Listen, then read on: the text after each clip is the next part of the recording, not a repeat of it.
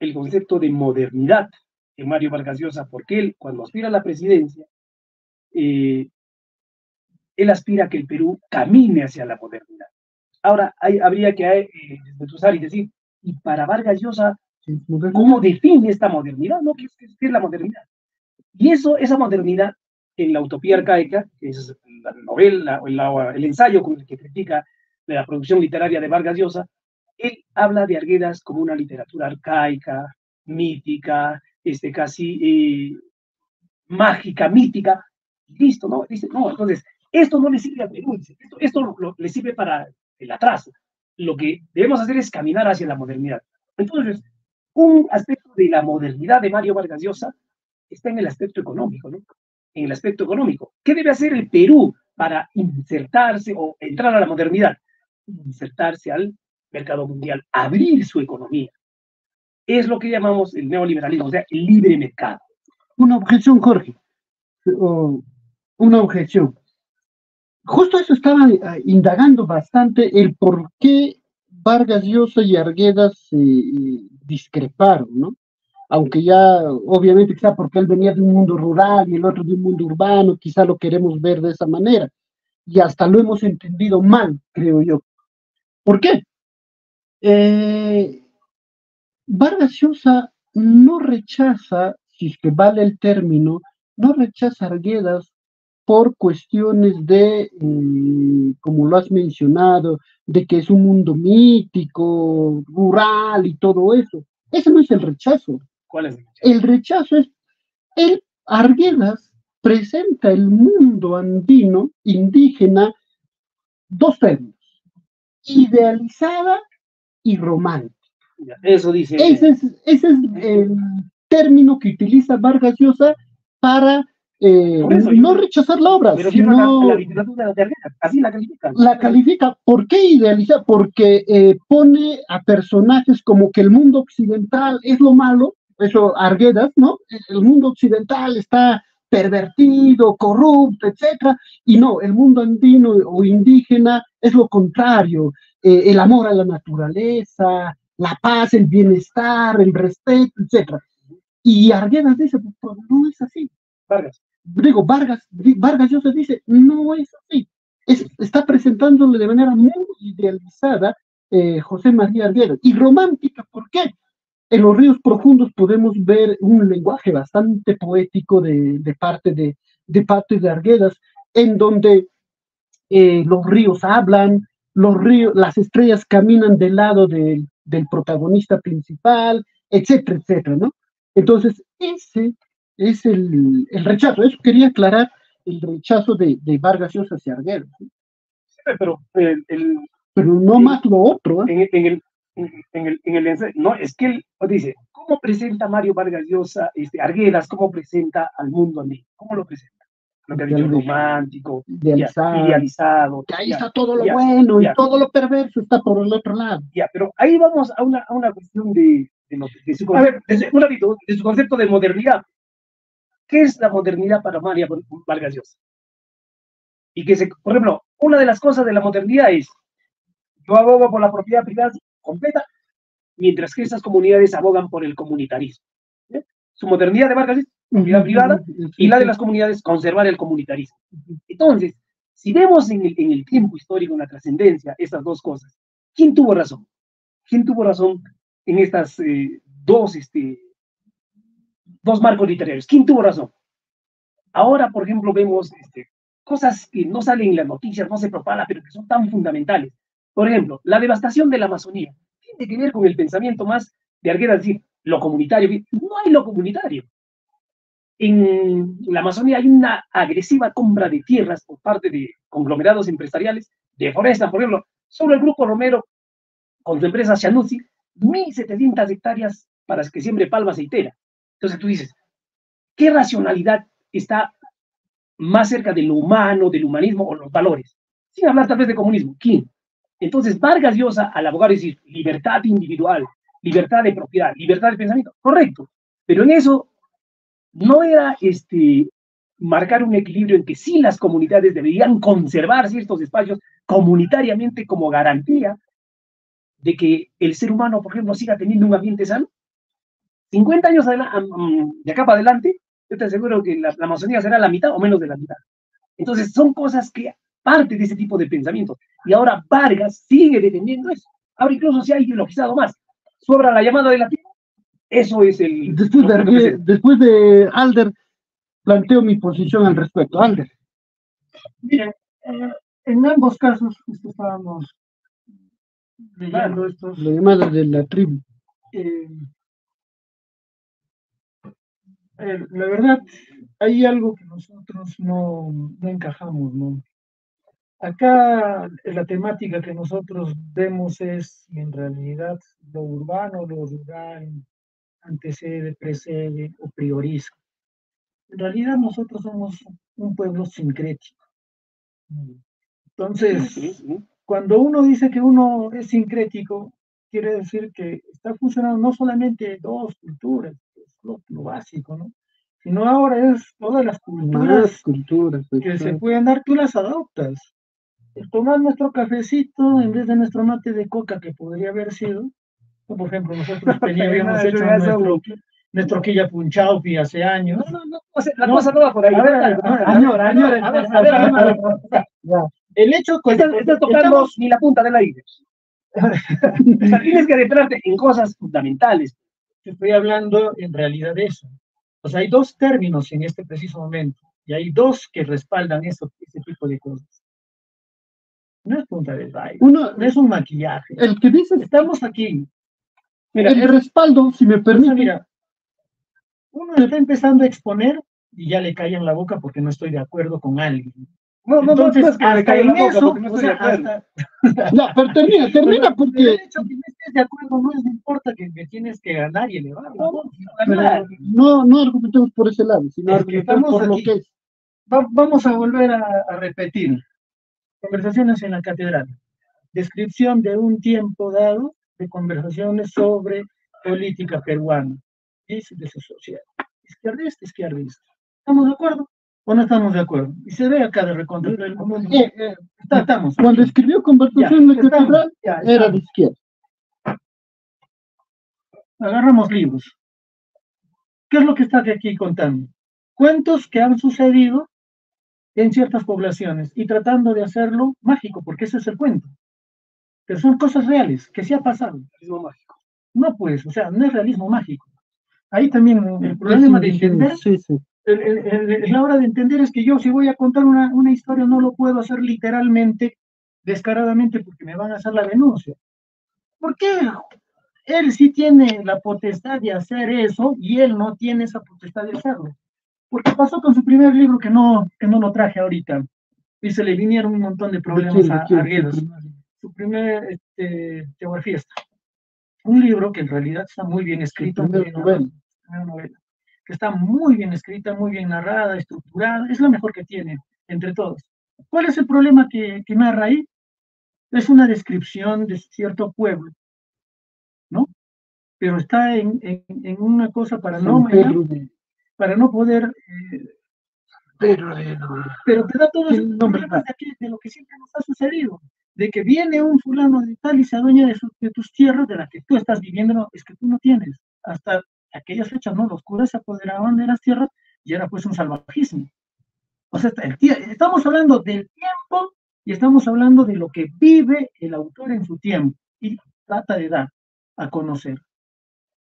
Si nosotros no somos conscientes de eso, o sea, tú como investigador te pones en una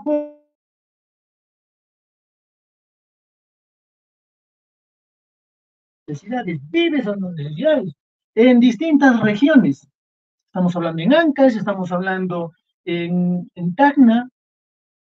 Cuando llegaron en la época de la guerra con Chile, ¿qué novelas tenemos consagradas? ¿A qué novelistas? Las tenemos muy poco, no las sabemos. Y eso me hace recordar a un autor que es extranjero, a Miguel Garnett, que reside ahora en Cajamarca, él es inglés. Y Miguel Garnett conoce mejor que nosotros la guerra con Chile. Tiene Cascadas, tiene Rondo, que habla sobre ese tipo de conflicto y cómo los peruanos se echaron para atrás y apoyaron incluso muchos peruanos a los chilenos. Entonces, si no somos conscientes de nuestro tiempo, si no somos conscientes de que somos sincréticos, no podemos estar dividiendo de que si es lo rural o es lo urbano. Cada cosa sopesa en su momento, pero también se da de acuerdo a sus intereses personales, pues. ¿Por qué? Argueda siempre se ha basado, son intereses personales, económicos, al final de cuentas la política. Porque ¿quién le está pagando a Mario Vargas Llosa para que pueda hacer No seas pendejo, ya vas a venir, mira, a eso se le llama pensamiento, te persiguen, ¿cómo se llama? Que sienten que constantemente el delirio de persecución, que lamentablemente conspiranoico, el pensamiento conspiranoico, que lamentablemente hace un mal a nuestra sociedad. Pero, mira, quiero, a ver, esos son dimes y diretes por la cual no nos podemos basar, pues, Albert, pero mira. Pero a ver, vamos a ver. Es que antes que vayas por ese lado, porque nos estamos alejando de lo que Albert Jorge habló, y quiero responder con esta ahorita. El mestizo de los Andes y su destino, y a lo que vas también, a lo que vas. Lo que pasa es que al final y al cabo, Arguedas, me parece que esa interpretación idealizada que dice Vargas Llosa de la obra de Arguedas también está en el lector, también está en los críticos que han analizado a Arguedas. Me parece que lo analizan también desde esa posición idealista, romántica, en donde quieren ensalzar la cultura. Por eso digo, ¿y por qué digo me parece? ¿Por qué digo me parece? Porque, miren, vamos, en Arguedas, en los ríos profundos, el niño Ernesto llega a Cusco, oh, gran maravilla, que quiero ver los muros, que la campana de Mariangola, creo que es el nombre, etcétera, etcétera. En toda la obra es una exaltación exacerbada para mí de la cultura andina, de la cultura indígena, como si la cultura indígena no tuviera esos aspectos negativos que toda sociedad lo tiene. Pero Arguedas no la hace ver. Por el contrario, como dije hace rato, el bien está del lado del indígena, el mal está del lado de Occidente, y en Occidente son los corruptos, en Occidente son tal para cual, etcétera, etcétera. Pero vamos a la historia.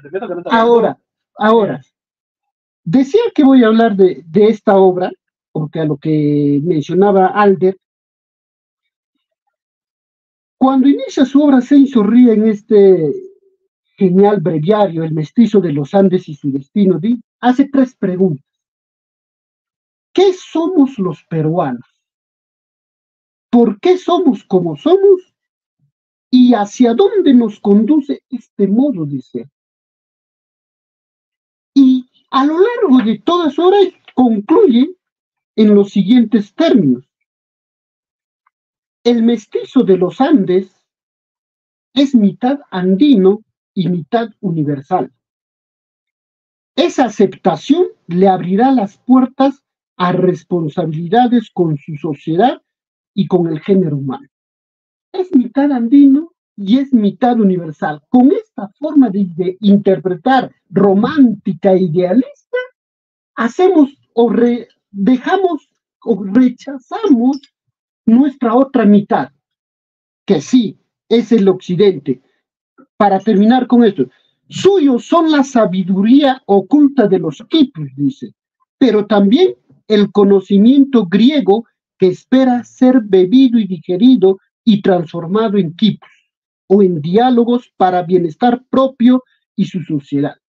Queremos aferrarnos solo a los quipus y estamos rechazando ese otro que, como lo dijo Alder, es parte de la sincretización que hubo.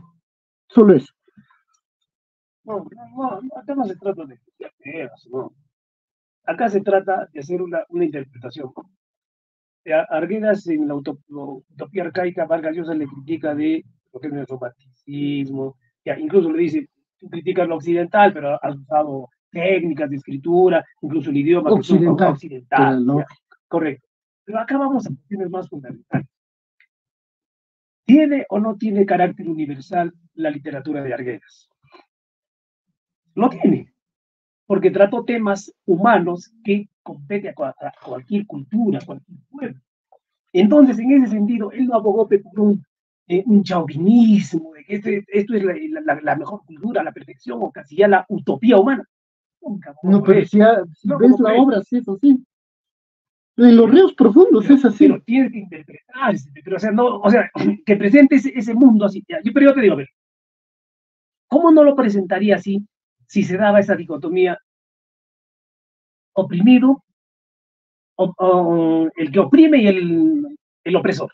¿Estaba o no estaba en la novela herreriana esa figura? Por supuesto que le está. ¿Está la racionalidad comunitaria y la racionalidad privada? ¿Sí o no? Entonces acá hay cosas como dicen, no, si es tu cultura... ¿Cuál es la racionalidad comunitaria? Vístete como choca. O sea, no vamos a esa cuestión. O sea, a cosas o cuando dicen, no, el comunismo te va a quitar tu casa. O sea, esas son tonterías, pero cuando se habla de comunismo, se habla de propiedad de los medios de producción. En este caso, cuando llegan los españoles, ¿cómo era la cuestión de la propiedad? Era estatal, pero esta propiedad estaba redistribuida, de tal manera que generaba bienestar. ¿Cómo está ahora distribuida la propiedad? Altamente concentrada, totalmente concentrada. ¿Qué tenemos nosotros? No tenemos, o sea, lo que tienes es tu fuerza de trabajo. Entonces, en ese sentido, Arguedas transmitía ciertos valores de humanismo. Por eso su literatura tiene carácter universal. La de Vargas también, sí, tiene rasgos Vargas Llosa. El sueño del Celta, por ejemplo, es eso. Hay aboga, por eso incluso... Tiene rasgos. Arguedas sí es universal. Vargas Llosa tiene rasgos. Por supuesto. Has tocado, por ejemplo, el aspecto erótico, es universal. Pero hablando en cuestiones sociales, de justicia, ¿en qué novelas trata Mario Vargas Llosa ese aspecto? ¿Qué novelas? La ciudad y los perros. Conversación en la catedral. Inclusive el Itume en los Andes. La fiesta del chivo. Fiesta del chivo, ni qué decir. Mira, la fiesta del chivo, ¿qué cosa trata? ¿Qué tema trata en la fiesta del chivo? La tiranía de Trujillo. La tiranía de Trujillo, perfecto. Escucha, Pepe. O sea, trata la tiranía porque incluso habían conversado varios literatos y dicen, vamos a escribir sobre las dictaduras en América Latina, que es un fenómeno. Y a Roa Bastos, por ejemplo, tiene, ¿cómo se llama la novela de Roa Bastos? Yo Supremo, creo que se llama. Y a varios escriben sobre esa temática. Perfecto, estamos de acuerdo contra la tiranía, el autoritarismo, el totalitarismo. Perfecto. Pero Vargas Llosa, en ese sentido, ¿por qué no retrata el totalitarismo del sistema capitalista? ¿Por qué no lo hace?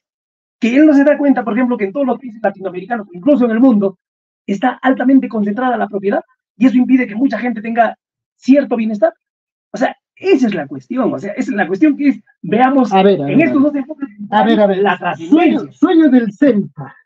La opresión, ¿quién la ejerce en Sueños del Celta? Los ingleses, el imperialismo. Los belgas. Lógico. ¿Ya? Y entonces se está tratando ese tema. Por eso, pero escucha, esa novela Vargas Llosa no lo hace. Sí lo hace. En esa novela se contrapone con su posición ideológica y con lo que él escribe. ¿Cómo no se va a contraponer? ¿Qué habla en la llamada de Blanco? ¿Qué habla? ¿Cuál es el tema central de Arguedas? La temática de Arguedas. Tú dices que es universal su temática. Ya, muy bien. Opresión. No, la temática central. Vamos a Ernesto, en los ríos profundos. Ya, vamos a Ernesto. ¿Qué busca Ernesto?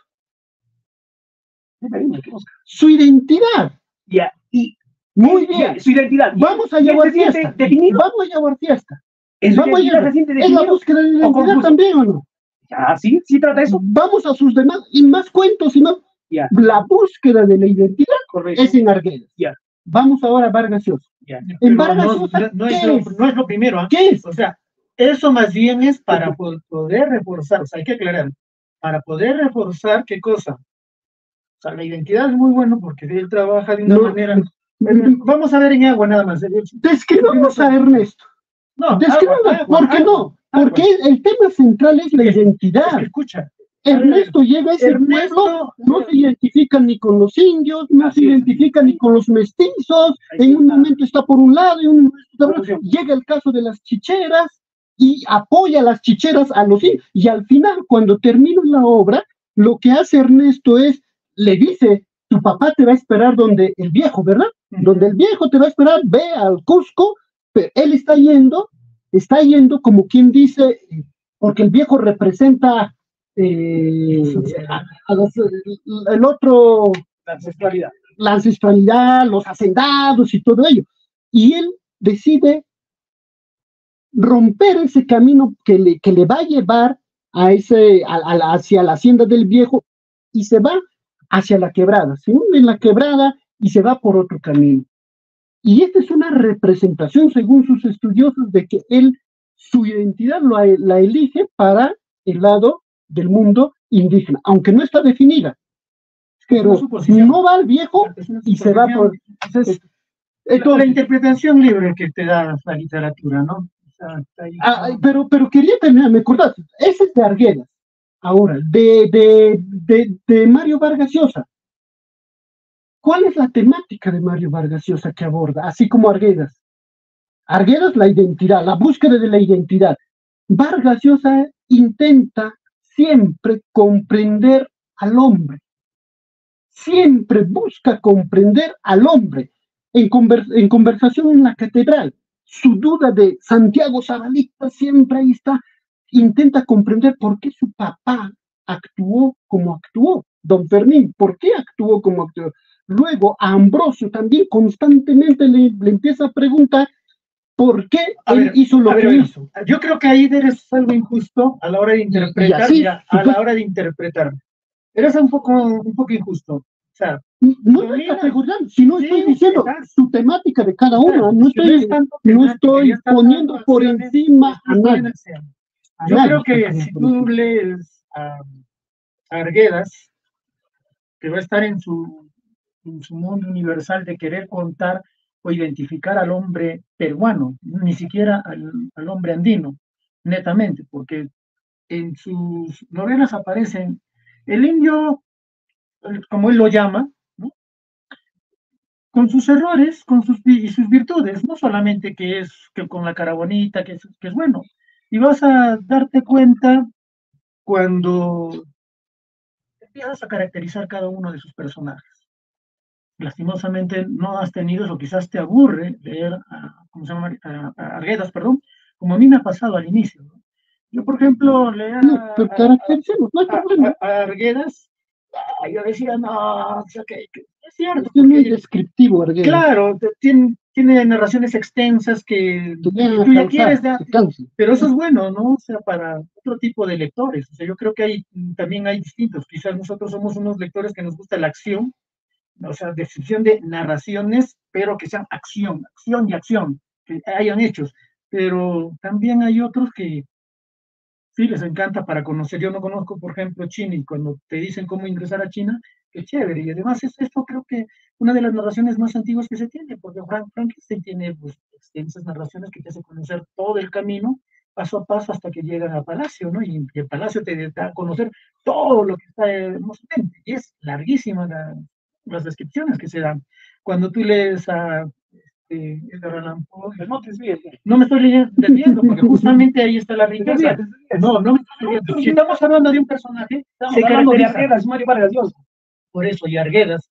En todo caso, Jorge, tú nomás tienes la palabra. Cada vez que estoy hablando, tú empiezas a callarme la boca. Mucha digresión, pero es que no. Nos quedan 10 minutos, es que compañero. No, a ver, chicos, voy a terminar. Estoy dando tanto como ustedes se han dado, como 15 minutos cada uno en sus puntos, y yo, sí, se han tirado. Entonces, si ustedes no son conscientes y tolerantes, no están para una discusión. Y si ustedes no van a tener aceptaciones de poder comparar la literatura de Arguedas con las de otros personajes y ver por qué él narraba de esa manera, porque de hecho que ha leído a otros personajes de esos entonces y se manifiesta con ese tipo de narración extensa de hacer conocer su escenografía, su tiempo y a sus personajes. Sus personajes también son malos, no son todos buenos, como ustedes lo están diciendo desde hace rato. No, y es que quizás, yo quizás ahí les diría, vuelvan a leerlo, ¿no? Y tendríamos otro tipo de conversación de aquí a un tiempo. Y ya, solamente una obra en todo caso, ¿no? Y ahora, si estamos en un mundo, para poder ya quedar, ¿cómo se llama? A un tiempo de, ¿cómo se llama? De poder finalizar, Estamos viviendo en un mundo sincrético. Ambos tienen su parte positiva como su parte negativa. Sea en lo político y sea en lo expresivo, son humanos y tienen visiones, utopías. Yo creo que cada uno de ustedes también tiene sus propias utopías que todavía le está trabajando o ya les está mostrando al mundo entero. Si nosotros no empezamos a ver desde un punto de vista más fuerte, más analítico, estamos perdiendo el tiempo, la verdad, tomando nuestros cafecitos. Yo con eso cerraría el diálogo del día de hoy. Bien, en ese, ya que Alder cerró el diálogo, pero tenemos que llegar a concluir. Desde mi punto de vista, si bien es cierto, ambas literaturas eh, tienen su propio valor, también tienen pues no sé, aquellos aspectos que deberían tomarse con pinzas, ¿no? Tanto en Mario Vargas Llosa como el de José María Arguedas. Son humanos, exactamente, no son dioses. Y, para mí, desde mi posición, la crítica que le hace Vargas Llosa a Arguedas es válida, sí es idealizada. El otro día justo conversábamos, Alder, cuando me hablaste de Vilca, me hablaste y me hablabas de lo tirano que era este señor, que descuartizaba y todas esas cosas, y yo te decía, ahí está pues, ese es el lado también de esta cultura, que como toda cultura lo tiene. Entonces, cuando se le llama idealizar y romántica, es cuando no queremos ver esa situación y solamente vemos el otro lado, ¿no? Y es lo que le cuestionó Vargas Llosa a Arguedas. Pero no está, o sea, esa parte, o sea, la parte salvaje, mira, Yaguartía está nada más un pequeño escenario. Los mismos andinos tratando de matar de manera, y ellos son asesinados. Y con dinamita lo matan al animal lo matan con dinamita. O sea, ese mundo es nuestro. Pero, o sea, no, es que ahí. Ahora, si tú quieres educarlos, a todos, bacán. En todo caso, abrimos otro tema. Pero está bien, o sea, tampoco no podemos negar lo que no existe, que no exacto. Así, no, pero vamos en la obra de Arguedas, por ejemplo, eso lo que tú dices, exalta. O sea, yo no creo que exalte, sino que no. Vamos a ver que ¿cómo termina Yaguartía? Que todos han dado y cuando muere dice, ha oído muerto, y si no hay muerto, no hay fiesta, ¿no? No, es en Yaguartía es el triunfo de la cultura, o al menos así yo lo veo, pero esa es de las tradiciones, ¿por qué? Estaban forzados u obligados a no hacer esa tradición por ser sangrienta y etcétera, etcétera. ¿No es cierto? Ya, pero al final el pueblo termina saliéndose con la suya y realiza. Es que justamente, vamos a esto, vamos a lo siguiente. Vamos a lo siguiente. Eso es otra cosa. Claro, la sincretización ya sería es que esto es lo que nos está pasando ahora. Sintaxis actual. Acaba el señor, ¿cómo se llama? Alcalde de cerrar pitito con metal el coso de redactor, ¿no? El coso, la parte de atrás. ¿Cierto? Para que no puedan ver ahí, no se estén zampando y todo eso. En este último momento, ¿qué ha sucedido? Lo han levantado, se lo han jalado tititos, y han dejado nuevamente libre esa parte. A la salvajada. Entonces, el hombre, el ser humano, cuando está alcoholizado, drogado, se podría decir, es una persona que no piensa. Vamos a irnos a las huelgas, vamos a irnos a otros entornos ahora que somos modernos. Entonces, ¿qué se dice cuando una vela tiene que derramarse la sangre para poder dar una vida? ¿No? Yo daré mi vida para poder, ¿o no? ¿En qué estamos pensando? ¿Por qué estamos pensando? Dar un tiempito para eso. Por eso, o sea, yo creo es otro tema interesante. Pero yo creo que esto, lo que está escribiendo Arguedas, es para tenerlo presente y no olvidar cómo somos, cómo hemos estado evolucionando. Cuando escribió su última novela, Chimbote, ¿no? Todo lo que el escenario que está allá. Claro, todo en Chimbote. ¿Y está hablando de una sola persona? No, ahí está hablando de diversos personajes de todo el Perú y hasta extranjeros. y que cada uno ahí sí los caracteriza muy bien, cada uno de ellos. Y al inicio tú no ves cuál es el hilo conductor, pero te entrapa con toda su narrativa de su historia hasta que llega un personaje, y luego hay la irrupción del encuentro de los dos solos, que dice, oye, ¿qué tiene que ver estos solos? Porque el que no conoce la leyenda o el que no conoce otras cosas se va a perder un poco, porque es como un disloque que hay en estos personajes. Conclusión, en breves palabritas respecto al tema que vuelvo a repetirlo. Por eso. Somos sincréticos. Hay que aceptarnos como somos, porque tenemos de inga y de mandinga.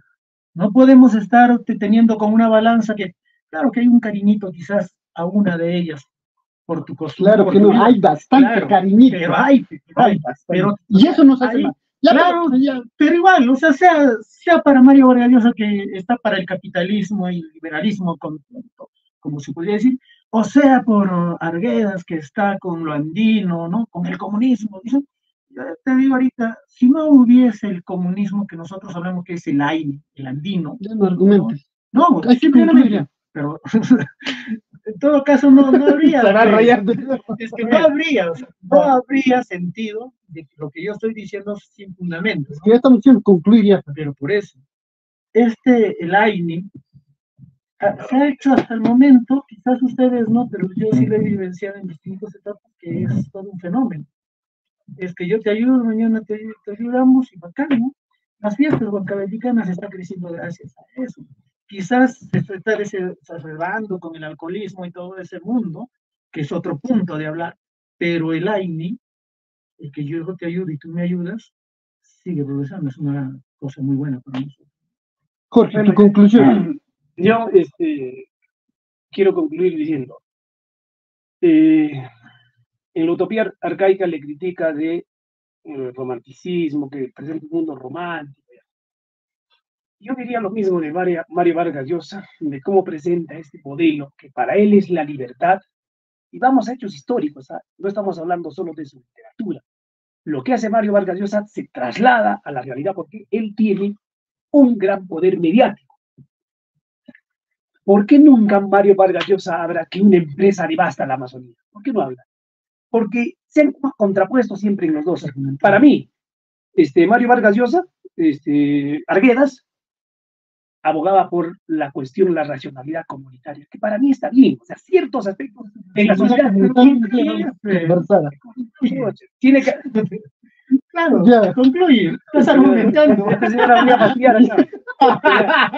Entonces, en esas dos dicotomías, lo que hay que hacer es un encuadre histórico, ver qué está pasando en la realidad. Y Vargas, que tiene esa ilusión que este es el mundo de la libertad, la sociedad abierta, lo presenta eso en La llamada de la tribu. Yo recomendaría que se lea el otro libro, El hechicero de la tribu, que es Mario Vargas Llosa, que lo presenta Atilio Borón, donde le saca la mugre con cada autor que él presenta, que le ha convencido de su posición liberal. Entonces, en ese sentido, ¿cómo la literatura trasunta la realidad? Si bien hay obras de Mario Vargas Llosa, yo leí El sueño de Celta y me fascinó, pero eso él lo contrapone con lo que hace mediáticamente defendiendo la ideología de esta democracia liberal, en que lo comunitarismo es salvajismo, es barbarie, es retrógrado. Eso no dice Vargas Llosa, pero bueno, solo para concluir, vamos a tener que poner como debate en estos otros temas que tanto Alder como Jorge lo están iniciando, pero ya no tenemos más tiempo. Yo quiero solamente concluir con las palabras de Eduardo Galeano, en donde dice, él plantea lo siguiente, no me llamen intelectual. ¿Por qué? Porque el intelectual solo es razón. Pero necesitamos también lo que dice corazón. El sentipensar. No basta con pensar, sino también hay que sentir. Aquel intelectual que solamente piensa, él dice, cuídame de ellos. Pero también aquel intelectual, bueno, él no lo llama intelectual, o aquella persona que solo siente y sintiendo quiere cambiar el mundo, también aléjame de ellos. ¿Por qué dice? Son unos cursis, utiliza ese término. Entonces, yo pienso que algunos escritores, entre ellos Arguedas, precisamente eso, sienten mucho y lo expresan. Y los otros escritores que hay mucha racionalidad, y pues también lo expresan y en ninguno de esas dos posiciones pues va a haber solución, sino en alguien alguna vez le escuché decir y me reí, el sentipensar, ahora lo estoy entendiendo. Eso, listo. Vamos a cerrar este evento y me acaban de hacer recordar algo bien cortito que acá en la cultura andina se ha estado llevando, ¿no? Maquilla para poder trabajar todos con una sola mano, Huk Umaya para poder trabajar con un solo pensamiento, con un solo ideal, y Huk Sunjuya con un solo sentimiento. Esa es la cultura andina universal, ¿no? No lo idealices de No nuevo. es idealiza, pues, pero son hechos. No sé. Ya, pues No es un discurso, no es hecho. ¿Por qué no? Pero vamos a tener otra discusión en otro momento sobre un debate, es Gracias. interesante. Gracias, igual, de igual manera. Nada, eso. A la próxima. Hasta la próxima. Bye, bye. Ya, ustedes casa agarran ya, ve.